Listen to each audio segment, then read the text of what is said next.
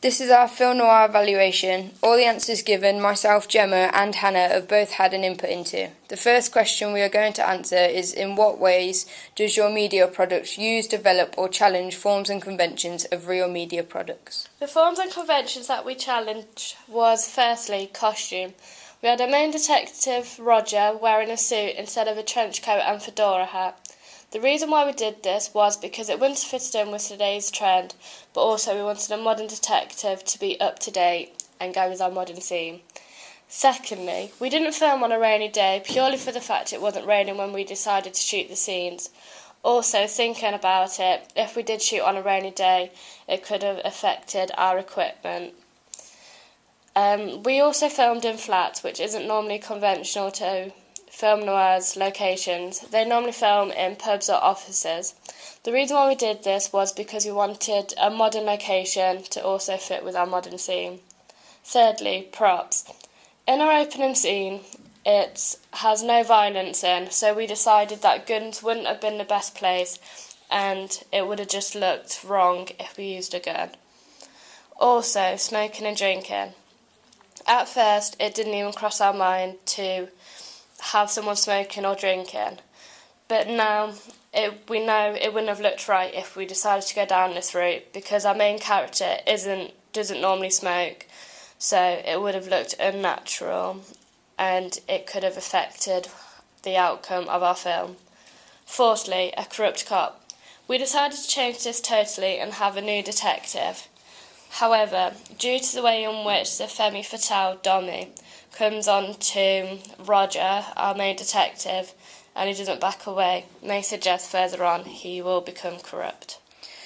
The ways in which we have developed conventions are shadows. We followed this convention by choosing a dark, grungy location in the form of the train tunnel, which naturally casts eerie shadows.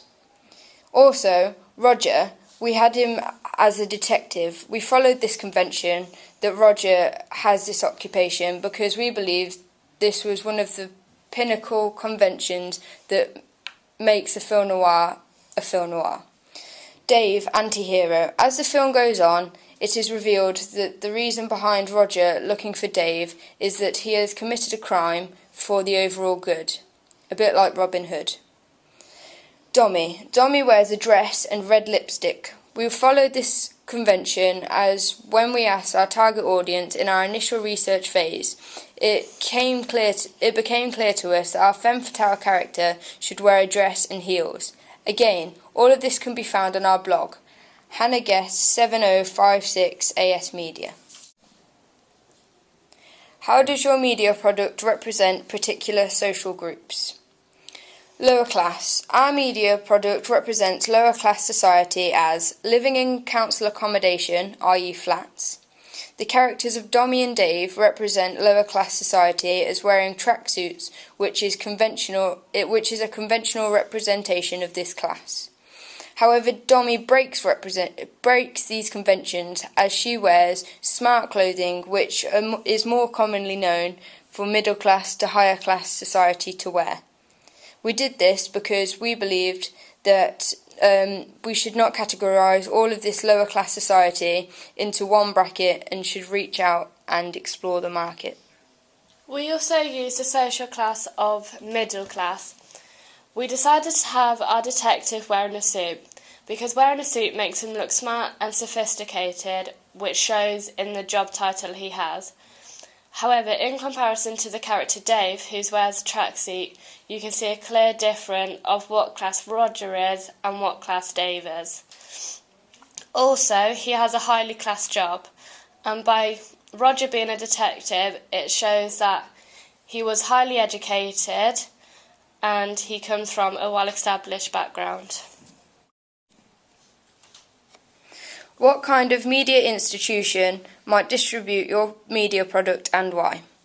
A small media institution such as Embargo would distribute our media product. This is because they are a small British media institution who work with low-budget products. Due to this, they target a national audience but also attend film festivals in places such as Brisbane, Australia.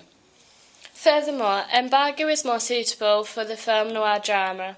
due to the way in which they have already produced the film The Sweeney, which focuses on the gritty underlying Britain. It would be unsuitable for larger institutions like Disney because they work with highly budget projects, predominantly the younger market. Therefore, we would not be able to match the expectations of the company and furthermore their audience expectations as well. However, if we could break into this institution, we would be able to market and distribute our products to an international audience and be able to market and be able to make complementary products such as TV spin-offs because they are vertically and horizontally integrated. Who would be the audience for your media product? We decided to have a BBFC rating of 15. The reason being, if we carried on filming the whole film, in parts there could have been sexual scenes and a violent nature. As you can see, we have put the terms and conditions of the BBFC rating of 15 on our blog, which is Hannah Guest 7056 AS Media. Due to the way in which the older generation would remember the original film noir films, we would market our product to them. However, we have tried to make a more modernised film noir to attract the attention of a younger generation and introduce them to a lost genre. With this being said, the younger generation may have viewed a film noir but not realised due to it losing its identity. Due to the content of the product, we would not be able to market it to a younger audience because of the explicit content and they may be unable to understand the storyline. Therefore, we would target it to the older teens and early 20s market. How did you attract/address your audience? We used a younger cast because we believed that this would enable us to connect more with the audience. We also did not use a conventional noir setting of a pub or bar because we didn't think that this would be as effective due to our target audience being late teens. Therefore, we used a more general public location to allow the audience to be able to connect and add their own personal experiences.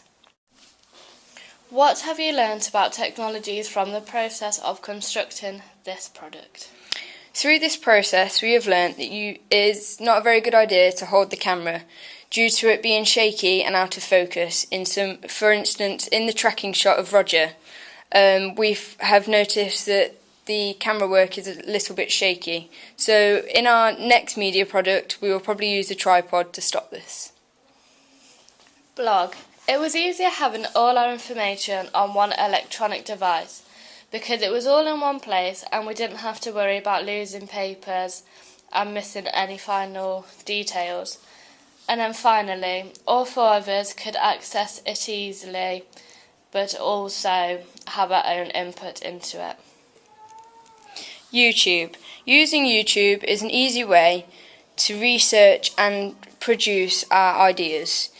The way in which we were able to save videos into favourites made them easy to find. Using the Max and iMovie. Whilst using this, we've had some difficulty with the sound, which you could probably pick up on from our media products. In some cases, the sound, you can either not hear what the characters are saying, or it's very fuzzy due to the background noise. We have found this really hard to edit, and due to the deadline, we were unable to make it as perfect as possible. So, carrying on with media products into next year, this is one of the things that we're definitely going to focus on and make sure it doesn't happen again. Also, from our audience feedback, they said this was a little distracting and said this is the main thing we needed to work on. So in our next media production, we will focus on using more voiceovers like Roger's. Looking back at your preliminary task, what do you feel you have learnt in the progression from it to the full product? This is my response, Gemma. Research. I have learnt that in regards to research, you can never do too much because the more you know about the genre and target audience you are trying to break into, the better equipped you are to make a product that is suitable. We have used a questionnaire to ask our target audience directly what they expected our film noir to contain. On our blog, we have labelled the individual contributions to the research. Planning. During the planning stage of my preliminary task, we missed deadlines set by the teacher, which left us behind the rest of the class. Therefore, this was one of the main focuses when planning our film noir. Also, our planning in the form of storyboards and scripts allowed us to explain clearly and confidently to our actors what we wanted to do, so they could share our vision. It also allowed us to set ourselves deadlines, which kept us organised and motivated. Filming. During our preliminary task, I was at the location with all the necessary equipment and props to film. However, the rest of the members in my group did not turn up. Subsequently, I was advised by the teacher to change groups, where I filmed our preliminary task in 2 hours. During our film noir, we did not stick to our shooting schedule because our actors let us down. Therefore, in our next media product, we will make sure we use reliable actors who are more experienced and dedicated. Editing. It was reasonably easy to edit my preliminary task because we filmed the shots methodically and we did not have to worry about sound. Our group, along with the other groups in the class, missed the deadline for editing in regards to our film noir. I believe this was due to the knock-on effect that the actors letting us down and at the filming stage pushed us back. Furthermore, as I mentioned earlier, I was disappointed with the quality of the sound. Our feedback also reflected that the sound was the main area that affected the quality of our media product, and in future this is going to be one of my main focuses. Hannah's response. I have now realised that research is everything. You need to have some sort of knowledge before you even think or begin to plan. But just that little bit of knowledge behind me gave me the confidence whilst filming, just because I knew we were doing the right thing. Planning. This must have been the stage we worked on the most, because in our continuity task we didn't spend much time planning. We were given a camera and been told to do it in 2 hours, so we only had about 15 minutes to plan what we wanted to do. And by doing so, we realised that our product wasn't up to our standards which we wanted it to be.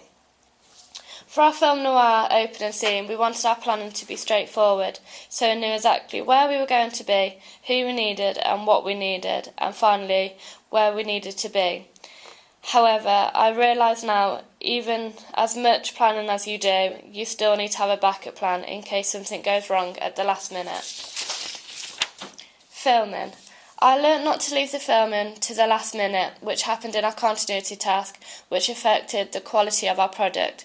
So by this mistake, we knew we needed to follow our shooting schedule and film as soon as we could for our opening scene. We did have a few troubles whilst filming, for example, when we filmed in a public place. People kept walking past, so we had to keep stopping filming, which did push us back and affect the timing we had. However, we still managed to do this in the day we planned. Like Gemma said, our actors did let us down, which did mean that we missed the deadline and we began to panic to think when we were next going to film. But with our planning, we did have a backup plan and we were able to find actors, so we were able to film as soon as we could once we found the actors.